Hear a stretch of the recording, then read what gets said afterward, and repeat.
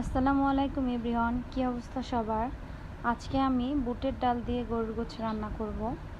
তো চলুন চলে যাই রান্নায়। আমি প্রথমে কড়াইয়ে তেল দিয়ে তারপরে দিয়ে দিলাম কিছু পেঁয়াজ কুচোগুলো হালকা ভেজে এখানে একে একে পেঁয়াজ বাটা, রসুন বাটা, আদা বাটা এবং শুকনো সব উপকরণ এবং পরিমাণ মতো লবণ দিয়ে মশলা কষিয়ে নেব। এখানে হচ্ছে মরিচের গুঁড়া, ঝালটা যে যেমন খান তার ইচ্ছা অনুযায়ী দেবেন। তো সব মশলা একে একে কষানোর পরে এখানে হচ্ছে আমি আগে থেকেই গরুর গোশটা একটু সয়া সস দিয়ে ম্যারিনেট করে রেখেছিলাম, কারণ যাতে ভিতরে একটু লবণটা ঢোকে, স্বাদটা ভালো লাগে সয়া সসটা দিলে।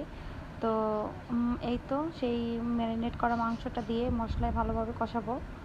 সুন্দরভাবে কষানোর পরে সরি ফর যে এখানে আমি বুটের ডাল দেওয়া ভিডিওটা আসলে করতে পারিনি। তো এখানে আমি দিয়ে দিলাম যে বুটের ডাল দিয়ে তার ভিতরে আমি কিছু আলু দিয়ে দিলাম, ছোট সাইজের 3টা আলু দিয়েছি। এখানে যার ইচ্ছা মতো আলু দিতেও পারেন, নাও দিতে পারেন। আমার আলু ভালো লাগে এই কারণে আমি দিয়েছি। তো আলুটা দেওয়ার পরে আবার সুন্দর মতো মশলা কষিয়ে নিলাম। তো এর সাথে ভাত দিয়েও খাওয়া যায়, রুটি লুচি যে কিছু দিয়ে খান। তো আমি ভাবলাম একটু সাজের পিঠা, অবশ্য সবাই চেনেন এটা, সচরাচর আমাদের বাসা বাড়িতে যারা থাকি তাদের খাওয়া হয় না, গ্রামের বাড়িতে একটু বেশি খাওয়া হয়। তো আমার হাজব্যান্ডের এবং ছেলের দুজনেরই খুব পছন্দ এটা। তো ভাবলাম তাদেরকে এটার সাথে একটু সাজের পিঠা বানিয়ে দিই।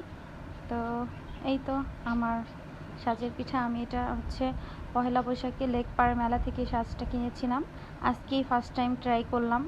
আমি অনেক ভয় ছিলাম, এই পিঠাটা আমি আগে কখনোই বানাইনি, যে কেমন না কেমন হয়।